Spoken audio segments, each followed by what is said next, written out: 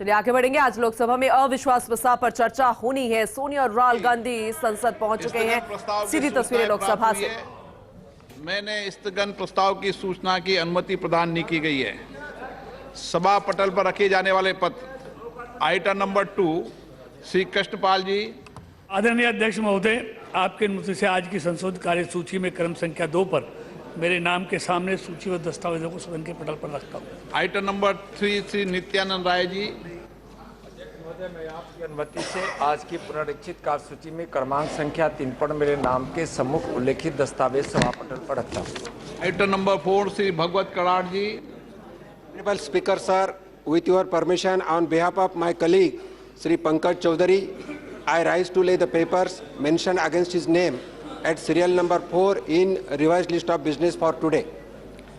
Item number 5 Shri Shobha ji. Shown as serial number 5 of the revised list of business in the Lok Sabha for today on the table of the House. Item number 6 Shri Kailash Choudhary ji. माननीय अध्यक्ष महोदय जी, आपकी अनुमति से मैं आज की लोकसभा की संशोधित कार्यसूची में मेरे नाम के सम्मुख क्रम संख्या 6 पर उल्लेखित पत्र सभा पटल पर प्रस्तुत करता हूं। Item number 7 Shri Ajay Kumar ji. अध्यक्ष जी, मैं आज की पुनरीक्षित कार्यसूची में क्रम संख्या 7 पर मेरे नाम के सम्मुख उल्लिखित दस्तावेज सभा पटल पर रखता हूं। आइटम नंबर 8 श्री निशित प्रमाणिक जी।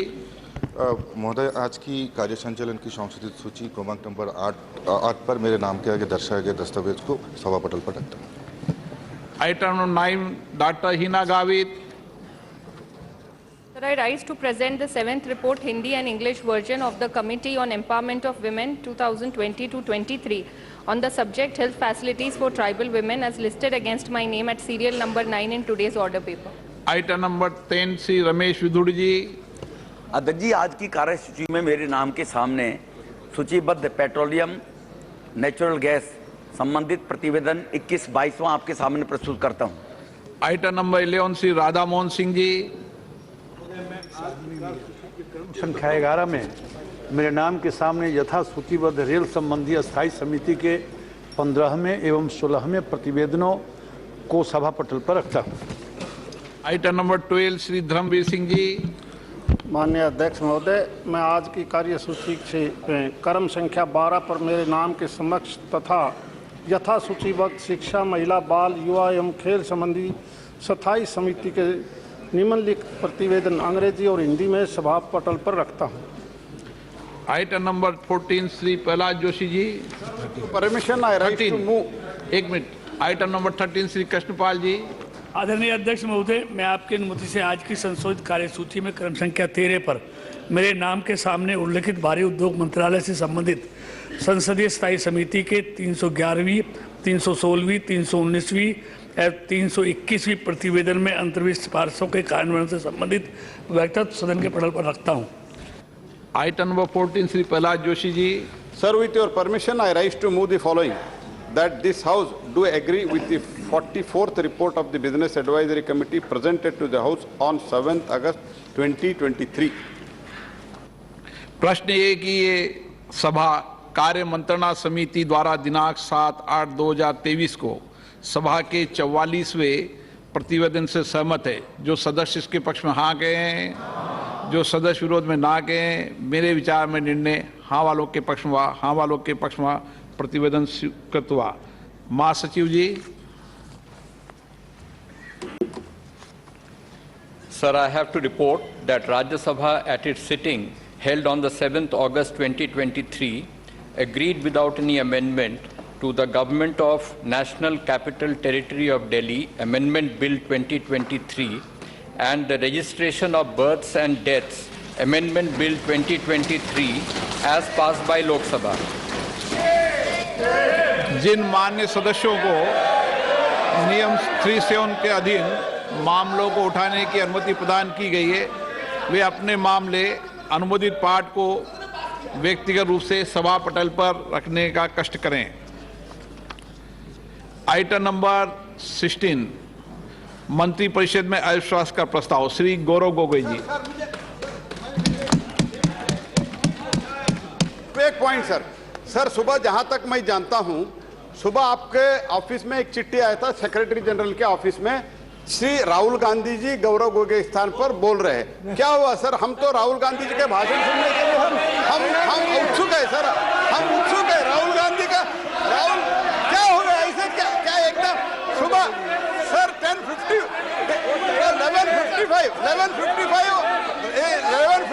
इनका चिट्ठी आया है सर, अभी 12 बजे चेंज हो गया। क्या हो गया? थोड़ा हमको भी समझ में आए सर, यही हमारा request. Let me understand what has happened sir.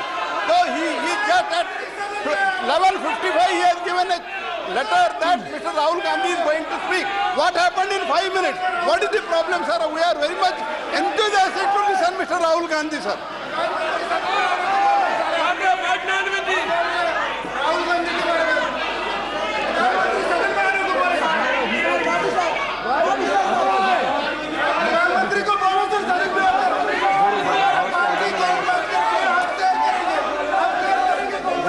House को ऑर्डर में ले।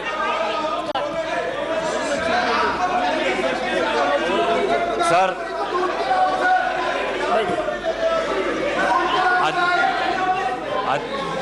श्री गौरव गोगोई जी। अध्यक्ष महोदय, आपके दफ्तर में अगर क्या हो रहा है, क्या दरखास्त दी गई है, आप खुद ही, आप इस सदन के रक्षक हैं, आपके दफ्तर के अंदर क्या बातचीत हुई है? क्या हम बताएं कि प्रधानमंत्री मोदी जी ने आपके दफ्तर के अंदर क्या क्या बातें की हैं? हम नहीं कहते। कोविड के चाहिए माननीय अध्यक्ष जी, बताना चाहिए, बताइए। एक गंभीर आरोप है माननीय अध्यक्ष जी, बताइए।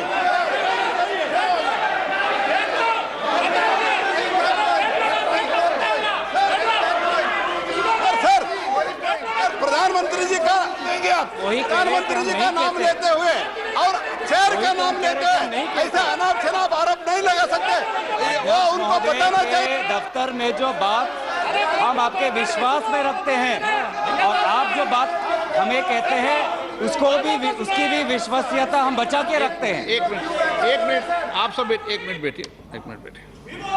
एक मिनट मैं बैठा हूं ना।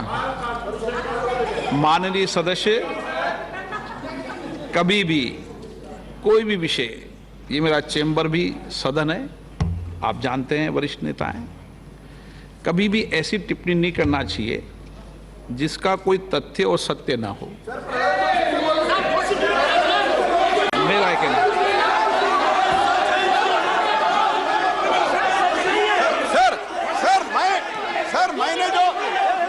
मैंने जो पब्लिक डोमेन में है सर, जो पब्लिक जो पब्लिक डोमेन में है, इन्होंने जो लेटर दिया है और प्रेस को भी कहा है, और प्रेस को भी कहा है सर, प्रेस के पास अनुभव होता है, प्रेस के पास भी सर इनका लेटर है सर, प्रेस पे चल रहा है। उसके बारे में मैंने पूछा, मैंने कुछ सीक्रेट नहीं पूछा, इनका जो सीक्रेट है मैंने नहीं पूछा, लेकिन इन्होंने क्या बता रहा है, माननीय प्रधानमंत्री जी का नाम लेके शेयर कर गरिमा और एक संसद की, उनको पता है, वो बोलने दो, हम भी चर्चा के लिए तैयार है, लेकिन ऐसा अनाप शनाप आरोप नहीं लगा सकते हैं। अगर मंत्री महोदय, अगर ये ऐसा नियम शुरू करना चाहते हैं कि सदन, आपके दफ्तर में जो बात होती है उसको बाहर उजागर करना चाहेंगे तो बात हम भी रख सकते हैं सर, हम भी उल्टा बात रख सकते हैं अंदर के। तो इस प्रकार के आप संसदीय मंत्री हैं, आप संसदीय मंत्री हैं, आप इस पब्लिक डोमेन में, प्लीज अंडरस्टैंड,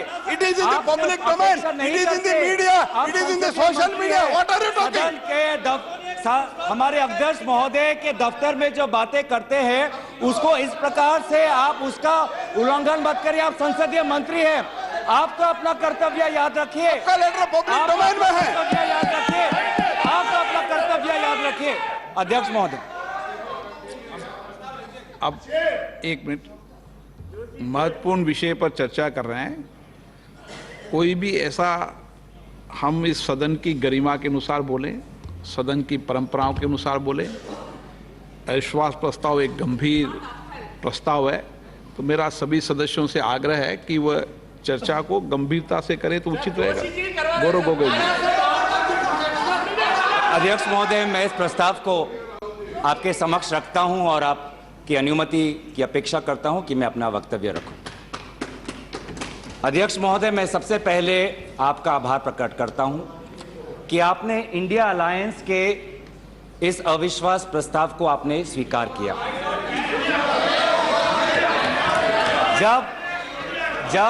जब आपने पूछा कि इस अविश्वास प्रस्ताव के समर्थन में कौन कौन खड़ा है, तो मैं इस मन से हमारे सारे इंडिया अलायंस दलों के सांसदों को मैं धन्यवाद और आभार प्रकट करता हूं।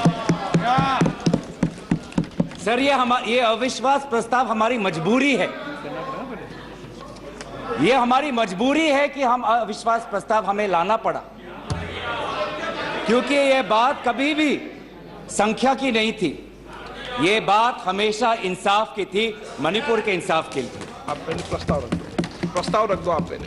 सर, प्रस्ताव मैंने आपसे अनुमति मांगा, मैं प्रस्ताव आगे करता हूं। मैं शुरुआत में उनकी अनुमति मांगी। मैं ये इंसाफ मणिपुर की है, मणिपुर के लिए है। इंसाफ है मैं पढ़ूं महोदय, मैं निम्नलिखित प्रस्ताव पेश करता हूं कि यह सभा मंत्रिपरिषद में विश्वास का भाव व्यक्त करती है। सर, अध्यक्ष महोदय, यह अविश्वास प्रस्ताव मणिपुर के लिए हम लाए हैं, इंडिया अलायंस, क्योंकि मणिपुर आज इंसाफ मांगता है। मणिपुर का युवा इंसाफ मांगता है, मणिपुर की बेटी इंसाफ मांगती है, मणिपुर के किसान इंसाफ मांगते हैं, मणिपुर के छात्र इंसाफ मांगते हैं। और मार्टिन लूथर किंग ने कहा है, मार्टिन लूथर किंग ने कहा है कि अगर कहीं भी नाइंसाफी हो तो वो हर जगह के लिए इंसाफ का खतरा बन सकता है। Injustice anywhere is a threat to justice everywhere. तो ये जो घटनाएं मणिपुर में हो रही है, इसको ये हम ना समझे कि उत्तर पूर्वांचल के किसी कोने में हो रहा है, ये भारत में हो रहा है। सर, अगर मणिपुर जल रहा है तो भारत जल रहा है। अगर मणिपुर में आग लगी है तो भारत में आग लगी है। अगर मणिपुर विभाजित हुआ है तो भारत विभाजित हुआ है। तो आज हम सिर्फ मणिपुर की बात नहीं कर रहे, हम भारत की बात कर रहे हैं। सर, हमारी मांग स्पष्ट थी कि देश के मुखिया होने के नाते प्रधानमंत्री सदन में आए, अपनी बात रखे, अपनी संवेदना प्रकट करे और उस पर सारे पार्टी समर्थन दे और मणिपुर को एक संदेश जाए कि इस दुख की घड़ी में पूरा सदन मणिपुर के साथ है, हम मणिपुर में शांति चाहते हैं। यह हमारी अपेक्षा थी, यह हमारी अपेक्षा थी। लेकिन अफसोस की बात है कि ऐसा नहीं हुआ। प्रधानमंत्री महोदय ने एक मौन व्रत लिया कि सदन में ना लोकसभा में कुछ बोलेंगे, ना राज्यसभा में कुछ बोलेंगे। और इसीलिए अध्यक्ष महोदय, ये नौबत आनी पड़ी कि हम अविश्वास प्रस्ताव के द्वारा प्रधानमंत्री मोदी जी का मौन व्रत हम तोड़ना चाहते हैं। सर, साफ साफ 3 सवाल है प्रधानमंत्री महोदय से। सवाल पहला कि आज तक वो मणिपुर क्यों नहीं गए? राहुल जी गए, इंडिया अलायंस के विभिन्न पार्टीज गए, गृह मंत्री जी गए, एमओएस होम गए, पर देश के मुखिया होने के नाते प्रधानमंत्री मोदी जी क्यों नहीं गए? यह है सवाल पहला। सवाल दूसरा कि लगभग 80 दिन क्यों लगे प्रधानमंत्री मोदी जी को मणिपुर पे कुछ बोलने के लिए, और जब बोले तो सिर्फ 30 सेकंड के लिए बोले, और उसके पश्चात आज तक भी प्रधानमंत्री मोदी जी की तरफ से ना कोई संवेदना का शब्द, ना कोई शांति की याचना। मंत्री मंडल बोल रहे हैं कि हम बोलेंगे, हम बोलेंगे। आप बोलें, आपको किसी ने नहीं रोका, लेकिन प्रधानमंत्री मोदी जी एक प्रधानमंत्री होने के नाते उनके शब्दों में जो महत्व है वो किसी मंत्री के शब्दों में नहीं है। माफ कीजिएगा, प्रधानमंत्री मोदी जी अगर प्रधानमंत्री होने के नाते एक शांति की पहल करें उस कदम में जो ताकत है वो किसी मंत्री या किसी सांसद में वो ताकत नहीं है, एक प्रधानमंत्री होने के नाते। सवाल हमारा तीसरा कि प्रधानमंत्री जी ने आज तक मणिपुर के मुख्यमंत्री को बर्खास्त क्यों नहीं किया? आपने गुजरात में जब निर्वाचन आए, गुजरात में जब आपको अपनी राजनीति करनी थी तो गुजरात में मुख्यमंत्री बदल दिए, एक बार नहीं 2 बार। उत्तराखंड में निर्वाचन आ रहे थे तो उत्तराखंड में 1 बार, 2 बार, 3 बार, 4 बार शायद आपने मुख्यमंत्री बदल किए। त्रिपुरा में निर्वाचन आए तो त्रिपुरा में भी आपने निर्वाचन आपने से पहले अब मुख्यमंत्री को बदला। मणिपुर के मुख्यमंत्री में ऐसा क्या आपने विशेष आपका आशीर्वाद आप दे रहे हैं जिन्होंने खुद कबूल किया है कि आज मेरे कारण एक इंटेलिजेंस फेलियर हुआ है? ये 3 सवाल हैं सर, और शायद इन 3 सवालों का 3 उत्तर भी है। प्रधानमंत्री मोदी जी मणिपुर पर क्यों मौन हैं? शायद उस प्रश्न का उत्तर भी 3 है। पहला उत्तर कि प्रधानमंत्री मोदी जी को कबूल करना पड़ेगा कि उनकी डबल इंजन की सरकार, उनकी सरकार मणिपुर में व्यर्थ हो गई है, विफल हो चुकी है। इसीलिए आज मणिपुर में 150 लोग मरे, लगभग 5000 घर जलाए गए, लगभग 60,000 लोगों आज शिविर में हैं, लगभग 6500 FIR है।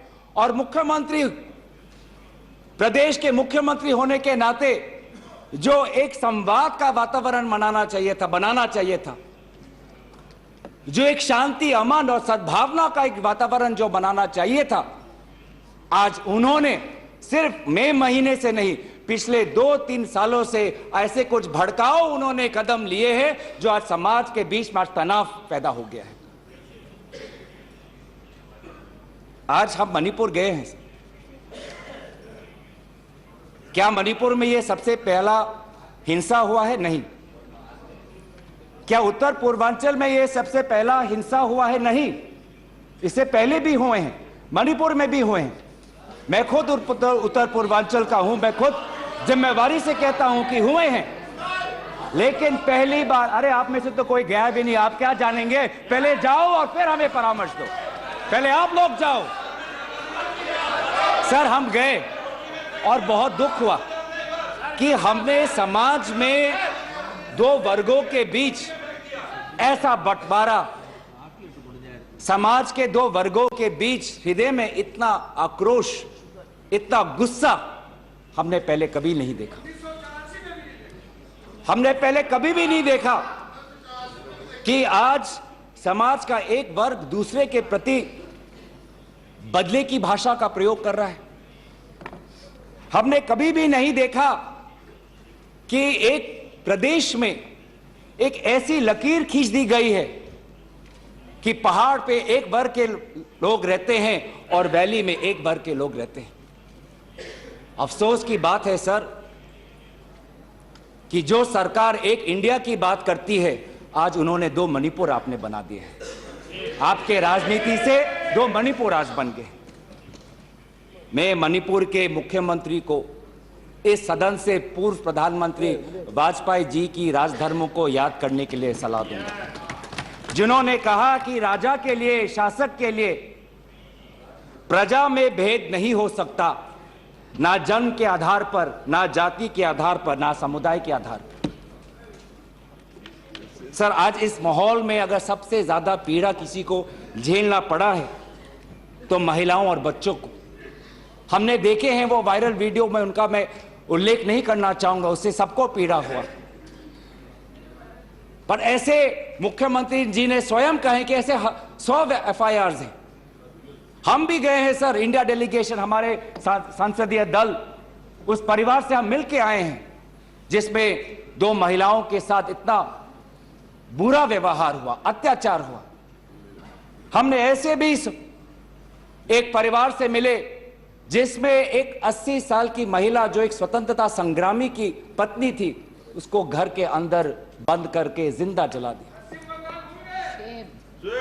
जो 2 महिला जिसको लेकर आज सुप्रीम कोर्ट तक ये बात गई है, उसमें से एक महिला का पत्नी कारगिल में हमारे देश के लिए हमारी सीमा को सुरक्षा कर रहा था। वो कारगिल का जवान बोल रहा है मैंने देश को बचाया, पर मैं अपने घर और अपने परिवार को नहीं बचा पाया। जब हम उनसे मिलते हैं तो हमको क्या कहें? आप लोग कहते हैं हम फोटो ऑप करने गए थे।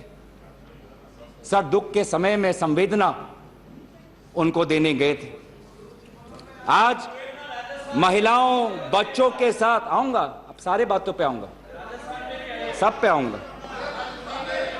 धर्मीय जगह को भी बख्शा नहीं गया। धर्मीय अनुष्ठान पर भी आज भीड़ घुसी और उसका असम्मान किया। आज इंटरनेट नहीं है। आप कहते हैं कि सब नॉर्मल है, स्थिर है, आज भी इंटरनेट नहीं है। बच्चे स्कूल नहीं जा पा रहे, लोग अपनी बातें नहीं रख पा रहे। आज भी कितनी महिलाओं पर अत्याचार हुआ है, वो अपनी बात ही नहीं रख पा रहे। वो तो वीडियो वायरल हो गया, नहीं तो मुझे लगता था कि आज तक प्रधानमंत्री मोदी जी मौन रहते अगर वीडियो वायरल नहीं होता। पर ऐसे हजार से ऐसे अत्याचार हुए। लेकिन वहां के मुख्यमंत्री क्या कहते हैं? अभी ड्रग्स के ऊपर वो बोलते हैं कि ये सब ड्रग्स के लिए हुआ है। अध्यक्ष महोदय, बहुत गंभीर पूर्वक मैं ये बात अपने आपके समक्ष सदन में रख रहा हूं कि मणिपुर के मुख्यमंत्री के कार्यालय से जब एक ड्रग माफिया के बड़े नेता को वहां की पुलिस ने पकड़ा तो मुख्यमंत्री के दफ्तर से फोन गया कि उस ड्रग के माफिया को बचाओ, रिहा करो। और वो ड्रग का माफिया कौन था? वो ड्रग का माफिया आप ही की दल के ऑटोनोमस डिस्ट्रिक्ट काउंसिल के चेयरमैन थे, जो वहां पे जब इटोचा सिंह को पकड़ा गया, लोयंगबांग